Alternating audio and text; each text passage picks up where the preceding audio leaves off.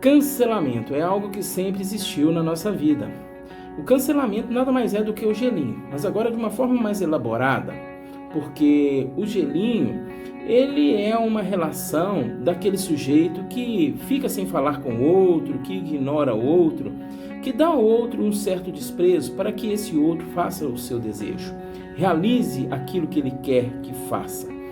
Muito bem, o cancelamento nada mais é do que esse sujeito que agora dá o gelinho, aprendeu que ele tem força e poder para convencer outras pessoas a fazer o mesmo.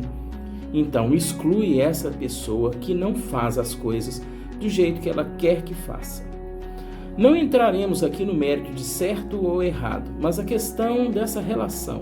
Isso veio muito à tona já com a relação da internet, mas agora com essa relação aí com o Big Brother. Ela se agravou mais por causa daquela moça Carol Conká, né? Então a Carol Conká, ela teve lá um atrito com o rapaz, onde ela cancelou o rapaz, e ali ela percebeu uma certa força dentro da casa e ela continua ali nas suas ações. O foco não é nem a Carol, mas sim todas as pessoas que fazem essa prática, que realizam essa prática. A internet possibilita isso porque estamos atrás de uma câmera, então eu não preciso de me haver com o outro de uma forma pessoal, aqui olho no olho, cara a cara. Mas parece que estou por trás de algo e que algo me blinda e me protege. Então, essa ação do gelinho, a Carol Conká deu um apontamento nisso. Ela disse: eu fui muito humilhada, eu recebi muito cancelamento, eu fui cancelada a minha vida toda. A questão é que isso acontece muito, o cancelamento, essa relação do gelinho, de ficar sem falar com o outro, acontece muito por crianças que não foram ouvidas, as crianças que foram ignoradas, a criança que às vezes a mãe não dava a ela voz, não ignorava, falava: você não vai fazer, então não falo mais com você. E essa criança então aprendeu como mecanismo de defesa essa ferramenta. Por quê? Esse gelo que ela recebia doía muito, e ela tocava, e acabava que ela ficava num círculo vicioso de tentar agradar essa pessoa, seja a mãe, seja o pai, seja uma professora, alguém que essa criança gostou muito. E aí o que acontece? Esse gelinho que foi dado, ela aprendeu que é assim que faz. Só que quando o sujeito tem poder, então parece que tem poder, parece que tem força, parece que tem um monte de sensações e de coisas envolvidas, mas na verdade é apenas uma criança com um sentimento de abandono, uma criança que não foi ouvida, uma criança que foi ignorada, que teve o desprezo de alguém. Isso é muito sofrido e muito doído. O que acontece é que esse cancelamento é o retorno a essa criança interior, é a volta àquilo que eu sofri. Então é a criança que está dentro dessa pessoa ainda, que não foi liberta, que não conseguiu ainda crescer, que não deu um novo significado para isso.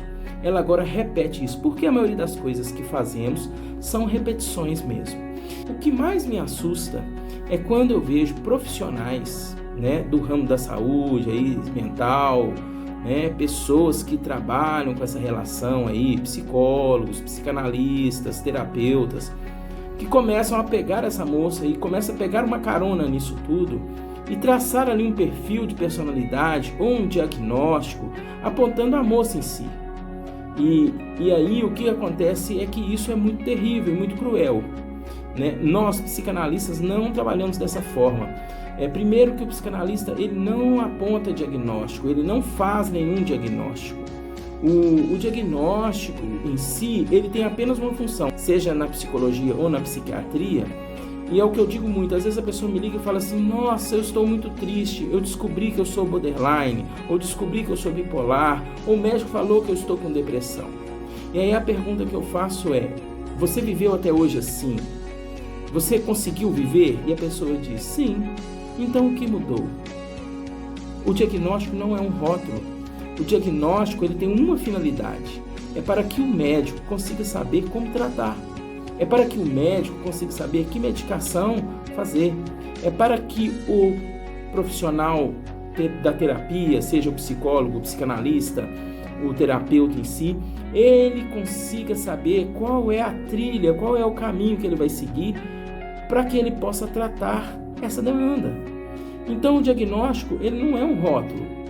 Então, se você aí até receber um diagnóstico, fique tranquilo. O diagnóstico não te define. O que te define é o que você viveu até hoje, quem você é. Se você deu conta, se você conseguiu até hoje, que bom, siga assim.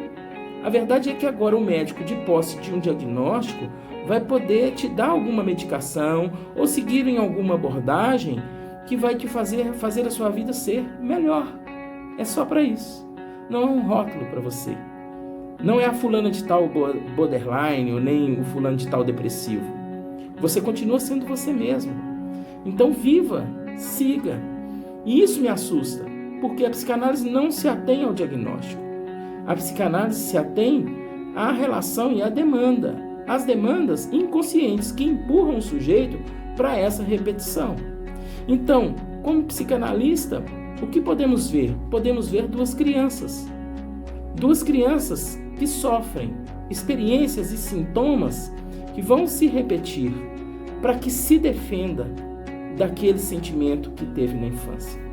Então, o cancelamento, ele não é só uma crueldade. Então, quando a gente pega um vídeo, ou um episódio, ou um acontecimento, primeiro que é impossível você fazer esse diagnóstico por um vídeo, né? Até um médico vai fazer um diagnóstico pessoal, seja lá qual for o diagnóstico, isso não é feito numa sessão, numa consulta, ele vai num percurso com a pessoa, né? Como que nós estamos, através de um vídeo ou de um episódio, podendo traçar a estrutura de personalidade de uma pessoa, né? Ou dando ali um diagnóstico e trazendo para essa pessoa um formato que pode ser apenas algo, momento, ou pode ser essa repetição.